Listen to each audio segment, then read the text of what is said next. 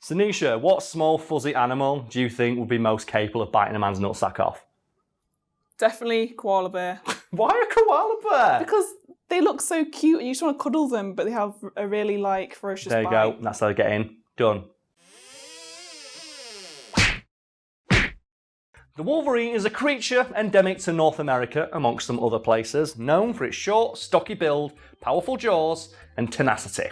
Known for its hunting prowess and ferocity, the Wolverine will quite literally fight anything that comes across its path, because, to put it simply, it does not give one singular fuzzy fuck. So what is a Wolverine? Because they look like just tiny bears. Yeah, they're kind of nondescript, aren't they? They're just a weird fuzzy thing. And contrary to that, their bear-like appearance, they're actually a member of the weasel family. The largest known member of the weasel family, in fact. And like their less badass genetic cousins, they share the weasels, just ferocity and just tenacity when it comes to hunting and just kicking the shit out of other animals. Because weasels, as much, again, quite adorable little fuzzy creatures, are terrifyingly effective hunters against things at their own size. So they don't pose much of a threat to a person, but stuff their own size or slightly larger, they can fuck it up. And have you ever heard of the weasel war dance? So the weasel war dance is a very strange behaviour affected by weasels where they just completely flip their shit and start jumping around doing backflips. And no one is really quite sure why they do it. But a theory is they use it to hunt rabbits and hares, which are very, very skittish creatures that will react to anything. They'll bolt, and you're never going to catch a rabbit or a hare. So scientists believe that weasels will do this war dance, this leaping around, backflipping, basically dancing their fucking asses off to confuse rabbits, who have been observed when weasels are doing this, standing stock still, just being unable to comprehend how hard they are being served at that particular moment.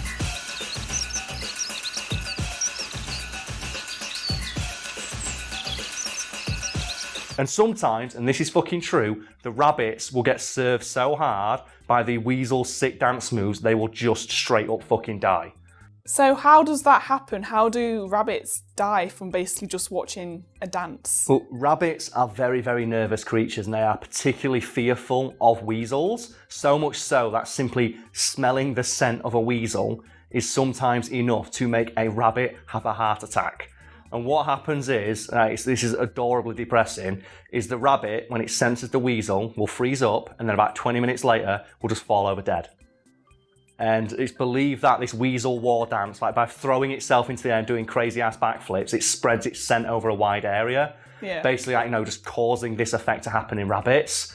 And I just think it's amazing that somewhere out there in nature, there is a theory that says weasels sometimes serve rabbits so hard on the dance floor, they die of heart attacks. And moving back to Wolverines, as much as I would love to say they do this too, they don't, because they're much stronger and more powerful than members of the weasel family, and they usually hunt just by stabbing things with their claws or gnawing the face off. And they are quite adorable though, Wolverines. As much as I'm describing them as being quite scary, they do look really cute when they're not trying to gnaw the dick off a frozen moose carcass. And they have this really strange, kind of endearing loping gait as they walk around.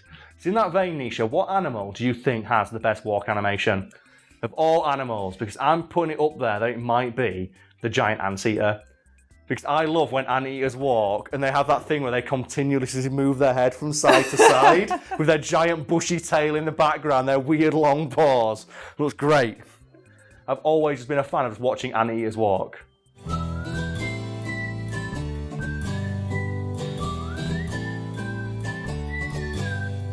One of my favourite walks from an animal is probably the Jesus lizard, where it does the little booty shake. Oh, the one that walks on water when it just shakes it twerks so hard, it just defies all known physics and logic. It's by running straight across the water.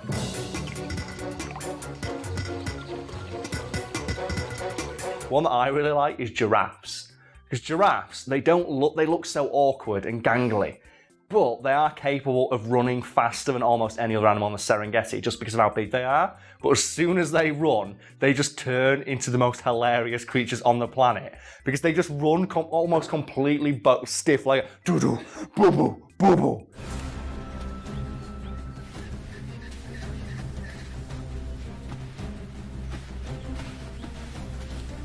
Bringing it back to the Wolverine. Yeah. What sort of thing does it hunt and eat? Whatever the fuck it wants. And they have a very, very large area in which they roam, and they call their territory. And they will basically spend hours a day just travelling miles and miles and miles to just eat anything they can find, which, as you can imagine, results in them encountering many other creatures that call their habitat its home. And it's noted that the Wolverine has few, if any, predators, with the only things known to actively try and hunt it being grizzly bears and wolves. Even then, it's noted that bears and wolves will generally give Wolverines a wide berth, even if they outnumber it, just because of how fucking batshit crazy it is. Because they completely flip their shit the moment they're, like, challenged.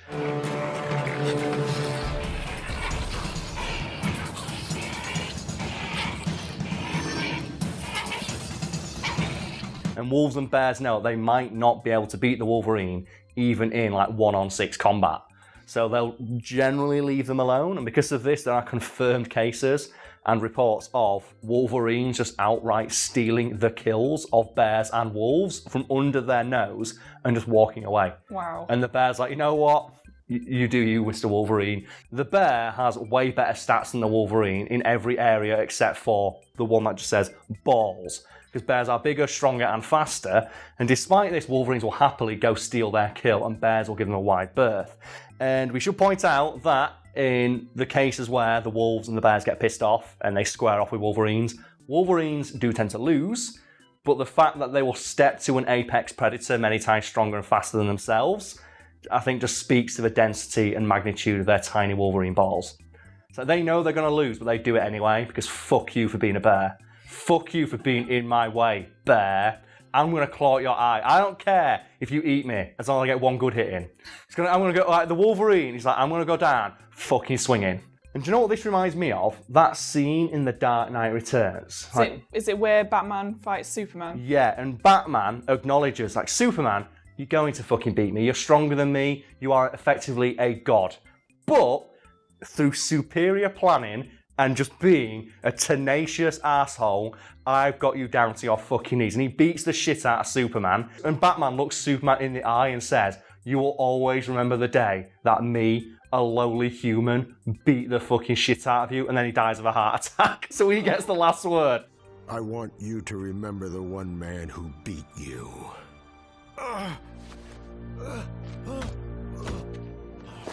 And I'm just imagining the Wolverine does that. Like when the bear just stands up and goes, you got your one good hit in, what do you have to say? Fuck you, and then it just dies of a heart attack. So good. Well, speaking of superheroes, I bet a lot of people are wondering, has the creature, the Wolverine, got anything to do with Marvel's Wolverine? Yes, and the reason that Marvel's Wolverine is called Wolverine is because of the striking resemblance he apparently bears to the creature. Because like the Wolverine, like, the animal, Wolverine is short, stocky, with claws that can puncture through almost anything, and he doesn't give up and he's a ferocious fighter. Because people might not know this, I guess, if they're only familiar with, Hugh Jackman Wolverine. In the comics, Wolverine is only supposed to be 5'3". He's like this fucking tall. It's adorable. Aww. I love it. And one of the reasons he has that nickname is because, like the Wolverine, he's a small, feral creature from North America with claws who doesn't give a fuck. Why do they never show him as being short in the films? I don't know. I think it's because Hugh Jackman's like 6'2". I think initially in the film they try to hide it, and they try to use camera trickery similar to like The Hobbit and the Lord of the Rings movies to make Hugh Jackman look shorter. Then they realised nobody gave a fuck, and they just stopped doing that. I would really love it if they just went when they bring him into the MCU, just got a really short guy to play Wolverine, because the jokes write themselves. Like people making fun of him. Oh, what do you want? Short stuff? Just claws fly out of his fist and he stabs them to death. It'd be so good. And that's because I love tiny, adorable Wolverine. I love him in like the Marvel vs. Capcom games, where in addition to being one of the shortest members of the cast, he's constantly hunched over. And one of my favourite moves that he does in one of those games is where he just does the X-Men.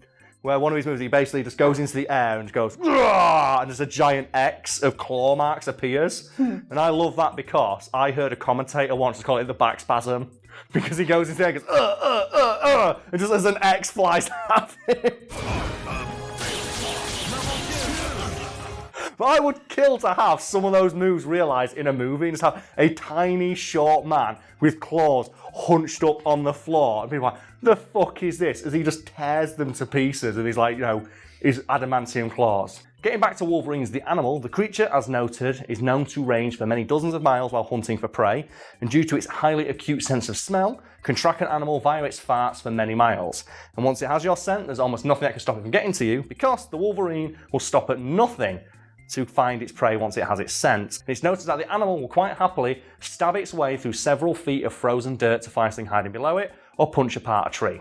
And if that's not an image that terrifies the shit out of you, congratulations on being the first honey badger to use the internet. To lead on from a conversation we had a bit earlier, what's something from a cartoon or a video game you'd want to most see realised in live action?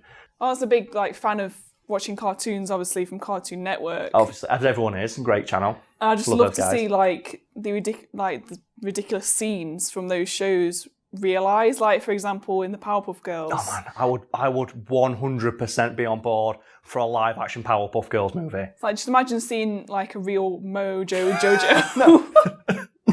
Oh man, Mojo Jojo, it has to be Andy Serkis though. Yeah. Andy Serkis like just playing Mojo Jojo.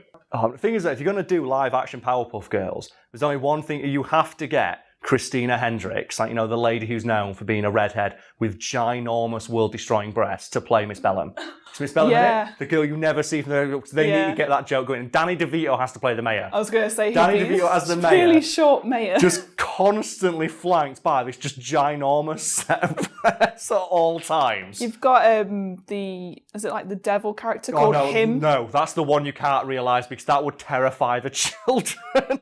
Oh, it'd be so good. And like from shows like Dexter's Lab. And if we're going to talk about Dexter's Lab, there's only one moment I want to see realised, like, you know, in a live-action, big-budget movie, and that would be the episode where him and Mandark make George Washington and Abraham Lincoln fight each other, like the statues from Mount Rushmore. And he gives, like, Abraham Lincoln a rocket top hat, and George Washington has, like, metal teeth.